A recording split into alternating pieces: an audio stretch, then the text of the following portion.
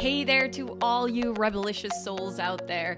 It is great to have you here. I'm truly excited to inspire you again today, and I hope that this podcast episode will ignite a new fire within you. So enjoy, and you know what? Feel free to reach out if I can support you in any way. Have a good one.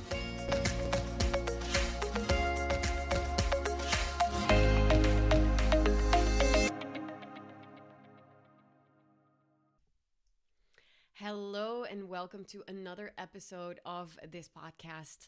I am very thrilled to have you here, thrilled to be creating spoken content again. It's been a while, and I am deeply honored to talk to you today about a theme that has touched my life in so many ways and that I've explored in so many ways as well. And it's a topic that I believe that we all share on different levels. So it's something that we all get to explore in our lives. And I'm talking about relationships. So why would I talk about that if usually I talk about, yourself and your sovereignty? Well, that is because they're both very much intertwined. Any human being, and that includes you, no matter how hyper independent you are, or maybe not so independent, whatever, this concept of dependency and independency is sometimes overly emphasized in our society, I believe. And I think that there are more nuances to that. The fact is that to thrive in life, we cannot do that by ourselves. It's just impossible. Everything is linked through the network in one way or another. In our society, we all have our different roles. Some will take care of baking bread. Others will take care of, fixing cars. And we all have our role. We cannot do everything by ourselves. So, when I need some support with, when I need to go to the dentist, for example, I will go to a dentist. They fix me. They help me with my dental issues if I have any. And if someone has some struggles around, with themselves and how to deal with stuff on a personal level or a relationship level, they will come to me. So this is how we all help each other out. The fact is that we're not islands, and the fact is that we all support each other. Now, there's different levels here, of course. We can all agree that our society and our community is already, there are networks and there are communities, and we have people all taking their place. And then, of course, there's the layer of our inner circle. There's the people in our direct lives that we share our deepest secrets with and that we share time with on a personal level. And also that is a deeply beautiful thing because it helps us, it's like a part of our fundament in life. So, but why is that so important? Well, that has everything to do with, on the one hand, the fact that we're wired this way. It used to be detrimental to our survival, and I still believe that it is. It is detrimental to our survival that we have connections, that we have human beings in our life, so that we don't go crazy of isolation. Our whole brain, our whole system is wired to seek the protection of the group, to feel that we belong. It is just a very healthy and very human need to feel loved and connected. And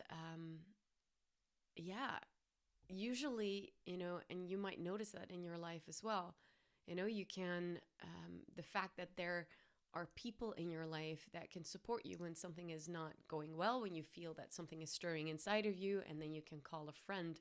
How fucking amazing is that? However, this is not as easy for everyone. So what do I mean with that? That is because, we all have different ways of relating, different attachment systems. We have different backgrounds, different conditioning. And the challenge is when, for example, we have learned in the past that we actually cannot rely on other people.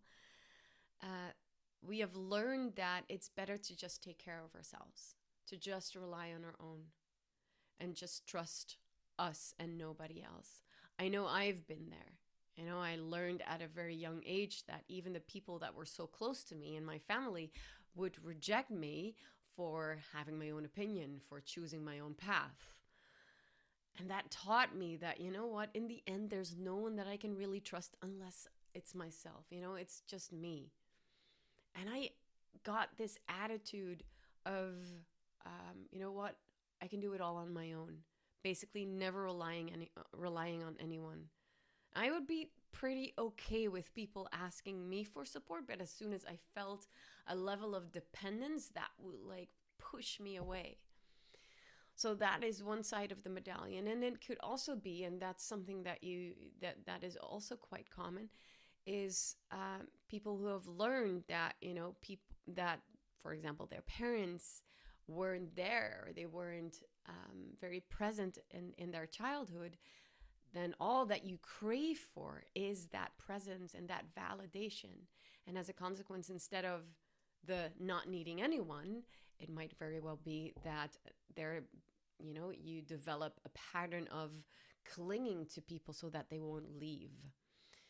Now, whether it's this side, the side of not needing anyone, or the side of wanting everyone to stay close, and there's, of course, the middle, the secure place. But whatever side of the medallion you're on, know that there's nothing wrong with you here. Okay, so this is something very human to experience. In essence, what I believe that is behind all of that, so whether it's your need to be on your own and to feel like maybe if you feel like you're the only one you can trust, what is behind that often is actually the fear of repeating the past, the fear that someone else may reject you, and that they prove to you again that you are indeed on your own. I believe that no matter what attachment system we have, that behind that is that fear of being abandoned. And that just proves, that just shows that in the end, what we all so deeply desire is to relate and to have people that we can really rely on. However, what is also really good to remember is that other people, our parents, our friends, our partners, they will disappoint us. And it's quite tempting to then, link this disappointment to the past. Yeah, you see, it's happening again. And for that to, reinforce that belief that no one will stay, that everyone will abandon you, it's very easy to do that. However, that doesn't mean that the same thing is going on. It doesn't, it doesn't mean that. And to learn to discern what's happening now from what's happening then, what was happening in the past, that discernment requires something. And I believe that, that is that ability to discern what's happening now is one of the traits of being a truly sovereign human being. It will impact everything. As soon as you learn to discern that, and you become aware of the patterns that might still be playing out in your relationships, if you become aware of that and if you learn how to deal with that, that will help you to become an even more sovereign human being, which means that you are able to carry yourself. You're able to carry yourself even when shit hits the fan. So if someone in your life, let's say that your partner, whom you have so specifically chosen to share your life with, when your partner disappoints you, which I can assure you they will at some point, because they're not that ideal projection that you might have made them to be. You know, they're human beings with their flaws, and they will, if your expectations might be a little bit unrealistic, I can assure you they will never be able to live up to that. And when the disappointment happens, if you're able to carry yourself through that, that is the key here. Now, and this is the difficult part. I'm talking about romantic relationships now. I'm talking about a partner, but of course, this can also happen in your friendships, in your family. These people will disappoint you. They will sometimes not be able to be there for you. They will, live their own lives, and they have their own wants and their own needs, and they have their own preferences. And in that case, it could be that they might say no to you at some point. No, I don't want to meet up on Saturday. I don't have any time, or I just want to spend some time alone. Or they might say something that reminds you of the past, and you might get triggered, and you might feel like you're being abandoned all over. These things happen in life. But if you're able to discern what's happening now from what was happening in the past, then you can really strengthen that sovereignty muscle, that inner leadership muscle. So when we're talking about, the biggest influence on your relationships, I'm talking about your sense of sovereignty. The more sovereign you can become, the more authentic your relationships will be. When I'm talking about sovereignty, that is the ability to carry yourself, even while you're navigating life and you're interacting with people. So that means that, you're living life. You're not isolating. Life is happening.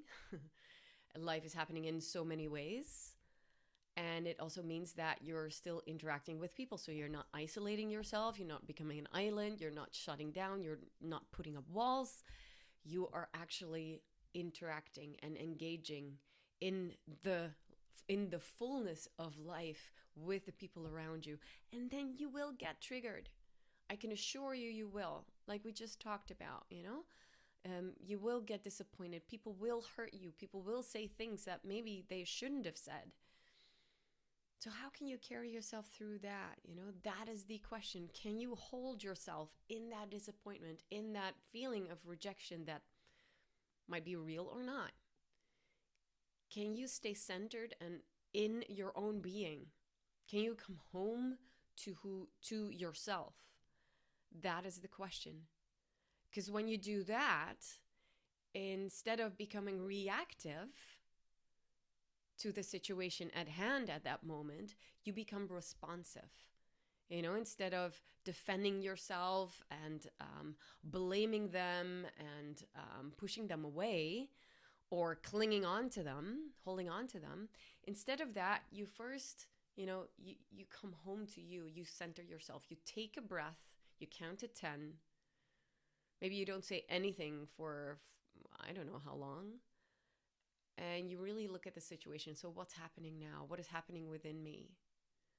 Is this really, is the experience that I'm having internally really a representation of what's actually happening? Or is this reaction in my system based on past experiences? And once you're able to notice that, once you're able to calm yourself down from that place of groundedness, of centeredness, it is a lot easier to respond in a mature way to the situation or to that person. So when we're talking about sovereignty, we're talking about, learning to become responsive, and being able to contain yourself.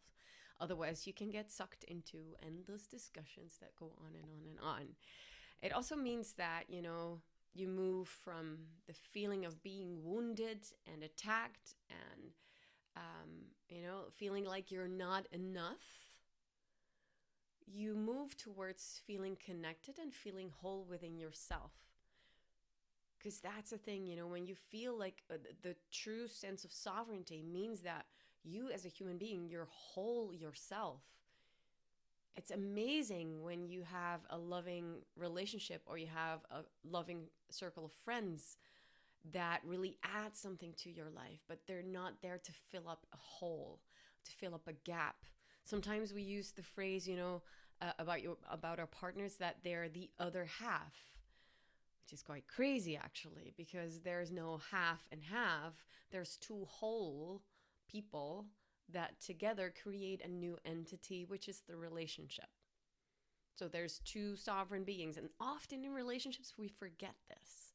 We forget that there are also two human beings, two individuals who are whole themselves, that are part of this third entity, the relationship. And it's very, becomes very tempting to just focus on the us, which is important. Like the us entity is crucial. It's very important for both to be nourishing that. But it's equally important to keep nourishing the you, as well as your partner nourishing the you, or the partners who are involved. All right? So know that you come from a place of wholeness. So first of all, you learn to become responsive. Second, you learn to, you realize that there is a sense of wholeness and connectedness. And that also means when you develop that sense of sovereignty more within yourself, that you move from the inner child who is rebelling or retracting, going. So what I mean is the rebelling is, being stubborn and going against everything, or the retractive part is where you go inside of yourself and basically isolating. You get past that and you move into the maturity of your sense of maturity, and you're leading. You're leading yourself mostly. So this is not necessarily about leading others and being a leader or a manager or whatever. No, I'm talking about, you leading yourself to make sure that you take care of your needs and you take care of what's good for you. You take care of your boundaries, you take care of your desires. And yes, of course, you want to be met. That is really important. Sometimes, however, people won't be able to meet you in that specific moment. Also, your partner, they might not always be able to meet you where you're at, depending on where they are in your lives. Okay? And in that case, if you have certain desire, if you have certain needs, it means that you might need to see how you can give that to yourself. Or you look at you turn to one of your friends, like, hey, I would love to experience this right now. Could you help me with that? Because often it is not necessarily about that specific person giving you something, but it's more about the need behind that. So for example, the need to be heard or the need to be seen. It might even be that even though you'd love to get that from your partner or from your best friend or whatever, but if they're not available, who is the next best person? Or even more importantly, how can you give that to yourself? How can you give that to yourself? I find that one of the most beautiful questions to ask ourselves is like, okay, so right now I have a need. I have a need for clarity, for example, or I have a need for intimacy. I have a need for touch. And what if there's no one there at that moment, or you cannot get it from the person that you want to receive it from? Instead of putting yourself in a dependable situation, you can also ask, how can I give myself this? How can I give myself the clarity that I want at this moment? How can I give myself the touch that I need? In fact, it's been proven scientifically that also when we touch ourselves in certain ways and with a certain pressure and length, also duration, that this also increases oxytocin, sorry. So it decreases cortisol. So it's not always that we need someone else for that. However, obviously, we're human beings, as we've been talking about. And yes, it's very healthy to also want, touch and support from other people. So I'm not dismissing that. I'm not bypassing that. I'm just trying to give you some tools to really empower yourself, that if there's no one else available at that moment, or, to ask yourself, what can I give me? What can I give me? Yeah. So a lot of this is about taking responsibility, and instead of blaming your surrounding for not being there, or trying to control a situation, you take the responsibility of finding where your influence is. Instead of putting it out there, putting the influence in the hands of other people, you ask yourself, how can I influence this situation? What can I do differently? How can I hold myself better so that I can stay open to myself, stay open to life, and stay open to the person or the people in my life for also being sovereign beings and not feeling triggered by that. It's amazing when, for example, if you feel for a while that there's a level of disconnection with your partner, it's hard. I know that. It's really hard. And it's very hard not to close down.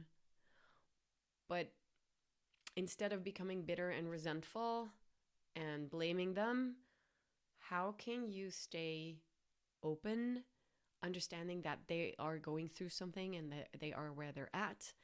And then keeping your heart open and your arms open. And as soon as, they're ready, that, you're there as a solid base to open up the connection again, to be willing to restore the connection. That is one of the biggest gifts that you can give yourself in any relationship, is how to restore the connection again, even when there's been a moment of disconnect. So, it is that inner leadership muscle, that sovereignty muscle. I feel that they're the same. And as soon as you learn how to practice, how to train that muscle, I can assure you that every relationship in your life will improve, because you're so much more connected to yourself, which means that you're able to also speak your needs, speak your boundaries, say what you want, say what you think, and also hold yourself in a triggering situation. You can relate a lot more authentically that way. Less adjusting, less looking for validation, less expecting others. No, you're holding yourself. Can you imagine what that will do to your relationships? I can assure you it will it will really bring you a lot. Now, if this is something that really speaks to you, and if this is something that is currently also moving through you, or you feel that you're still at a place where, for example, with your partner or with your friends, and you're in a situation you don't really know how to handle this or how to deepen that sovereignty within yourself, then you can reach out to me anytime, either by sending me an email, for example, or contacting me on Instagram. Ask me, reach out to see if there's anything that I can support you with. If it could be in a one-to-one session, it could be in a one-to-one session with your partner present. I'm so willing to help you. Just let me know how I can. And hoping for now that you will have a wonderful day. And until next time. Thank you again for listening to this podcast. I hope that you will take all the inspiration with you in the rest of your day. If there's anything I can support you with, please check the website beabrandrebel.com or michellecoops.com, or reach out to me on Instagram @michellecoops. And remember, stay rebelicious.